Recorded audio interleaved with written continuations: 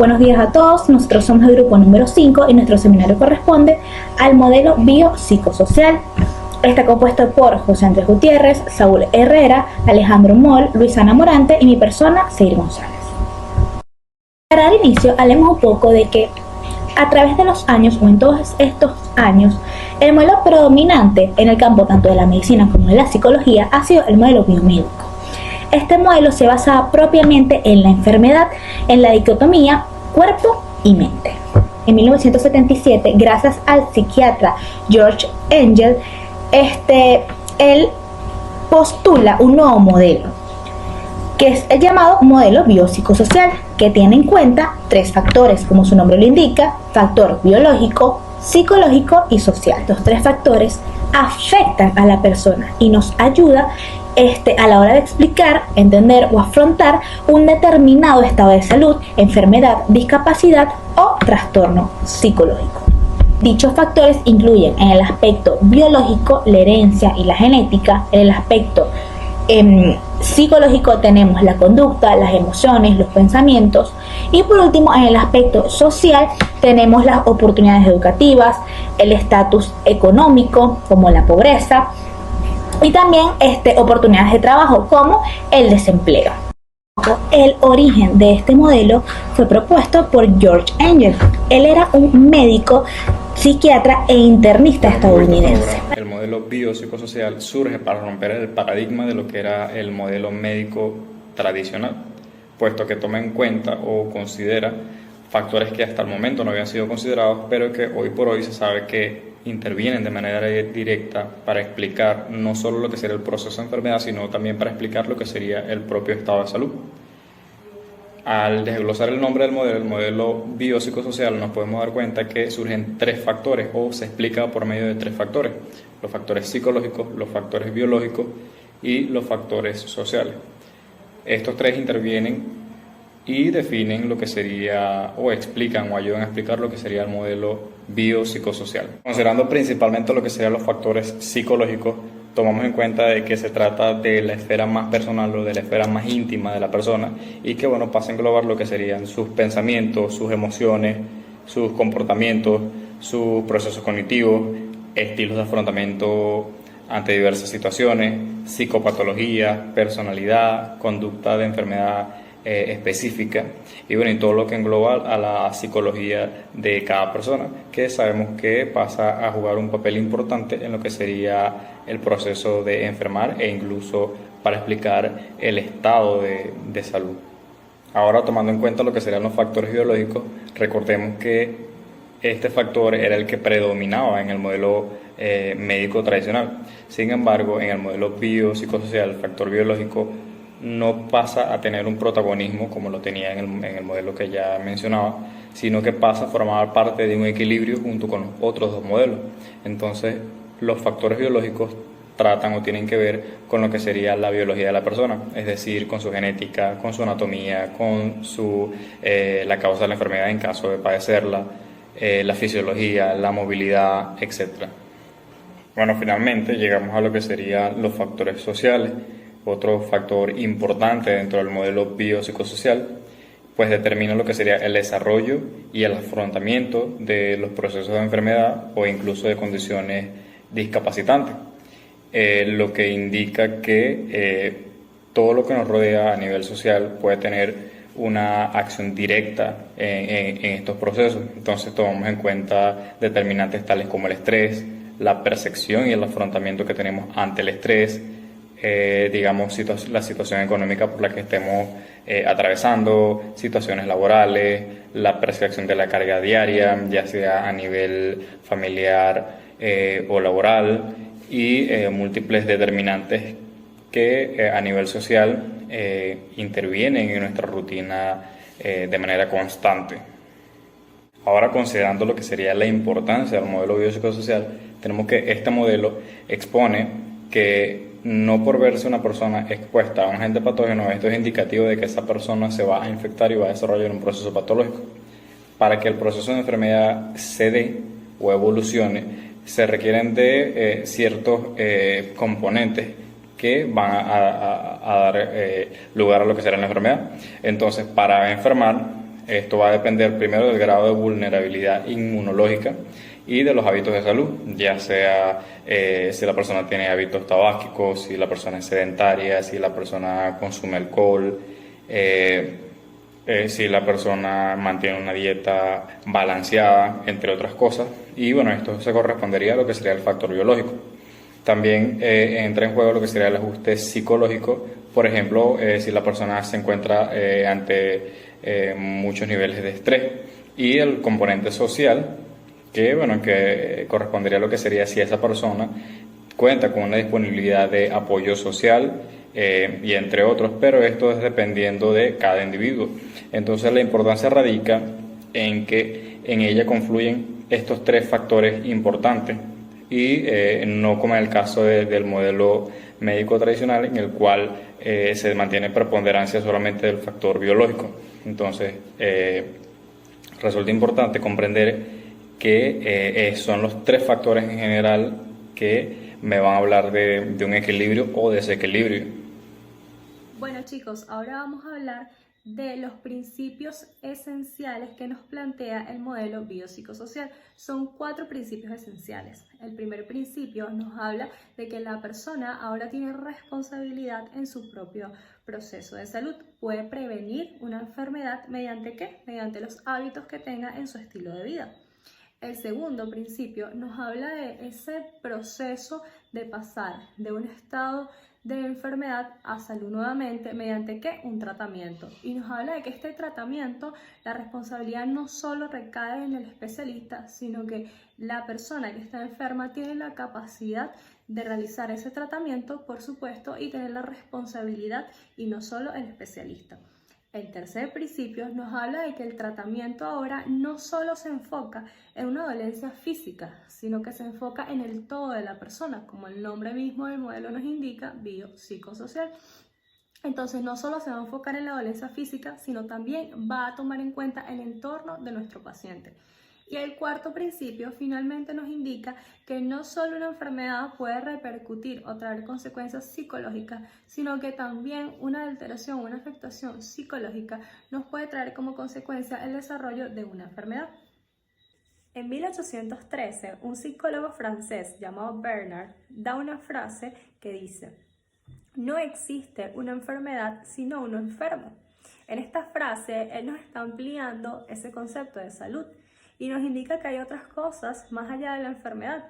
Es decir, nos está involucrando con este modelo biopsicosocial, donde incluimos la parte biológica, psicológica y social. Por ende, existe o surge a partir del siglo XX lo que se denomina la parte psicológica en el concepto de salud.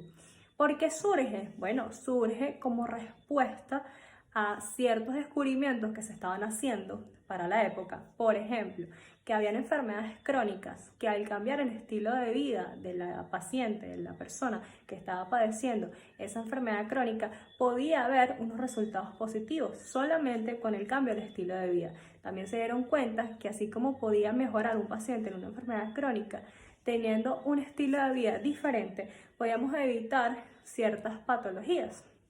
Y por ende surge este modelo biopsicosocial como respuesta a todas estas nuevas descubrimientos, a todos estos nuevos descubrimientos que no se tenían antes y que el modelo biomédico no cabía o no daba respuesta.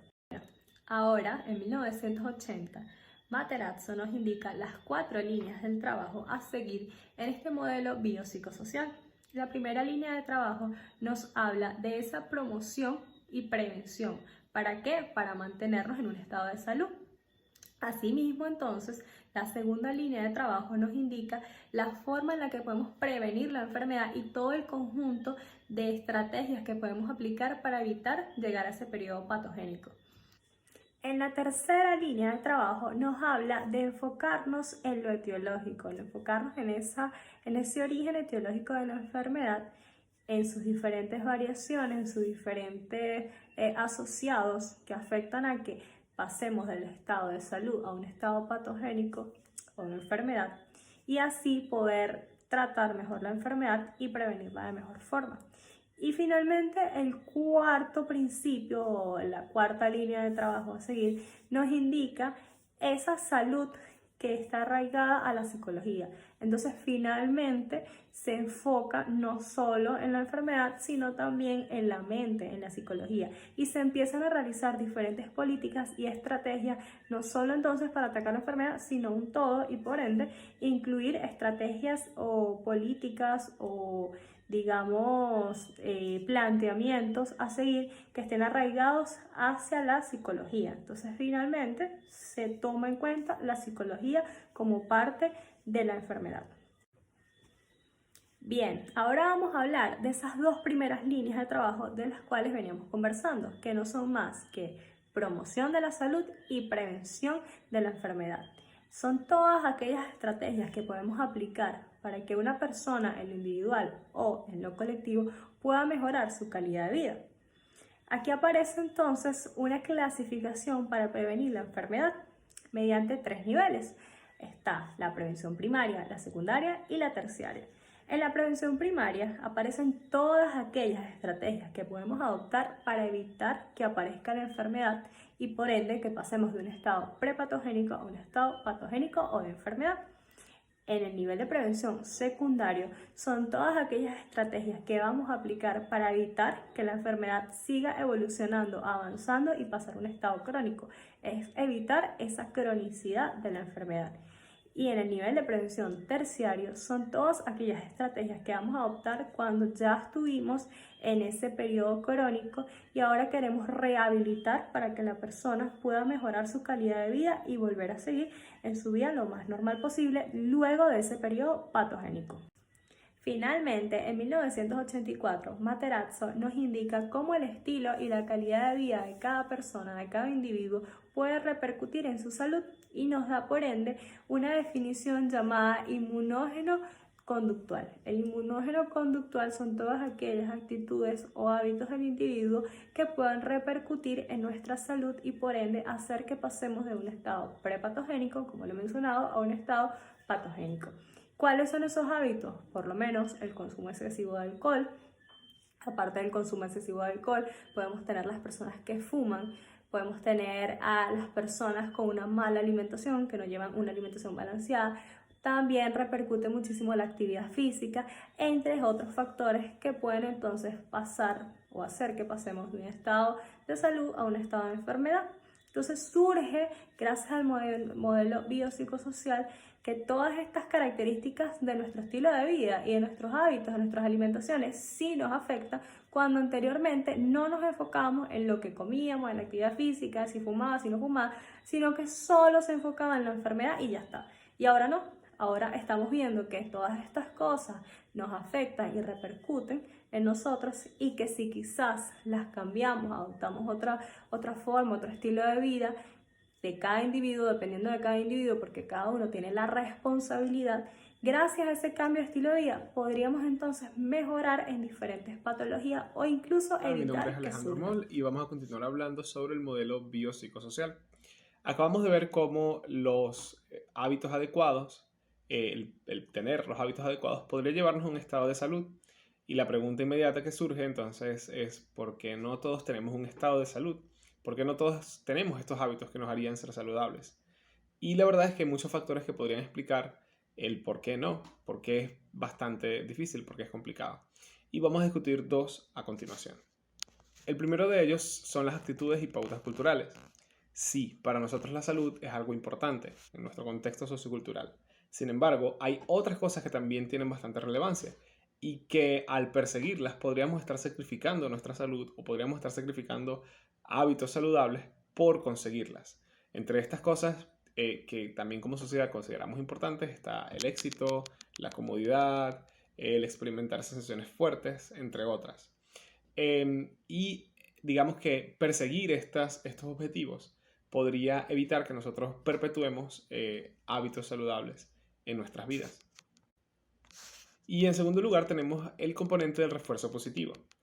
Lo que sucede es que desafortunadamente muchas de las actitudes o hábitos que nosotros consideramos como no saludables y que pueden tener una repercusión negativa en nuestra salud son como el alcoholismo, el tabaquismo, el abuso de drogas, dormir en exceso, no hacer ejercicio, entre otros. Son hábitos que casi siempre están relacionados con o traen, digamos, gratificación inmediata.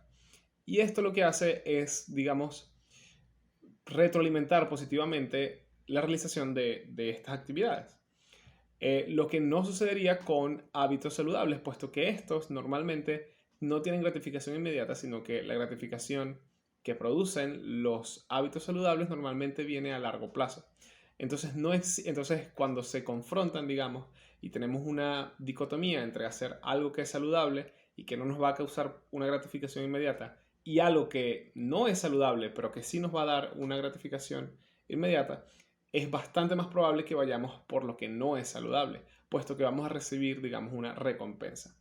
Otra cosa que también se debe mencionar es que la salud no es entendida como un estado estático, más bien es un proceso adaptativo en el cual el individuo se relaciona con el medio ambiente. Entonces, cuando se habla de salud, se habla de esa, digamos, ese contraste, se contrasta el estado del individuo con el medio ambiente que le rodea.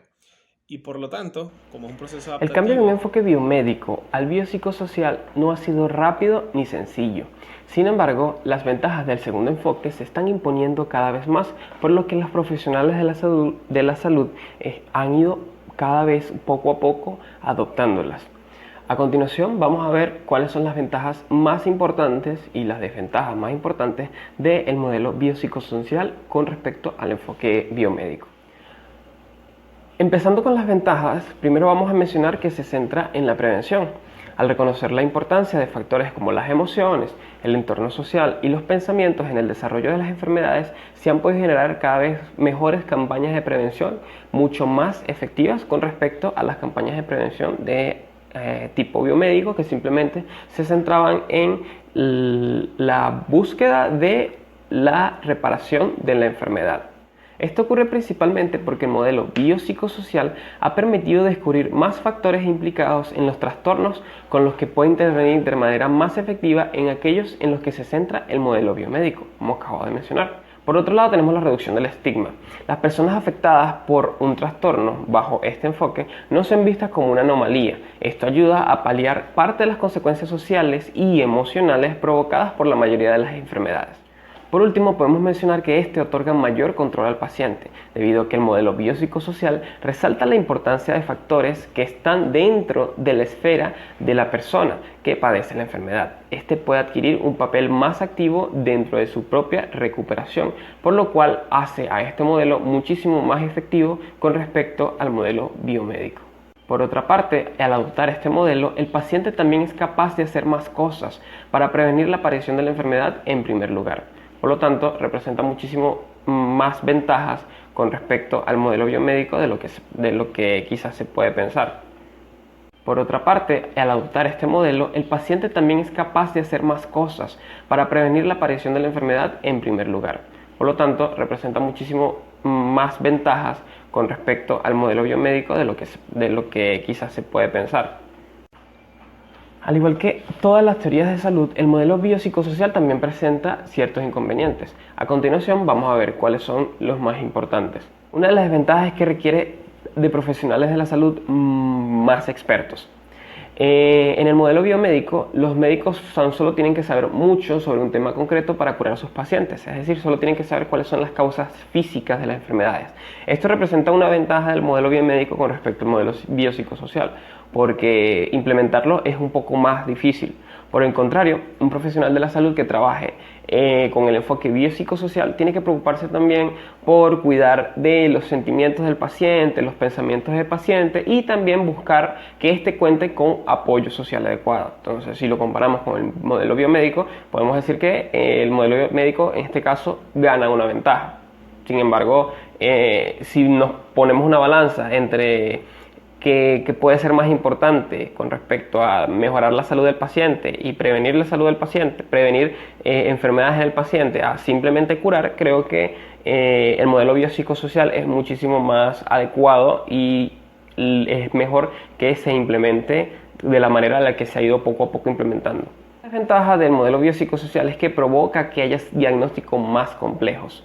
Al incluir otros dos factores tan amplios como posibles causas de todo tipo de enfermedades, los diagnósticos ya no son tan sencillos. Es decir, ya no solamente pensamos en la parte física, sino que también tenemos que ver la parte social y la parte sentimental del paciente. En ocasiones esto puede dificultar dar con el origen exacto de la enfermedad, lo que puede llegar a retrasar la administración de un tratamiento adecuado y esto también tiene que ver mucho con lo que acabo de hablar ahorita, que requiere profesionales más expertos, profesionales que estén más enfocados no solamente en la parte física, sino en el resto de los otros componentes, para que el paciente logre un tratamiento adecuado de forma más efectiva, de forma más rápida y que tenga que tenga menos repercusiones posibles.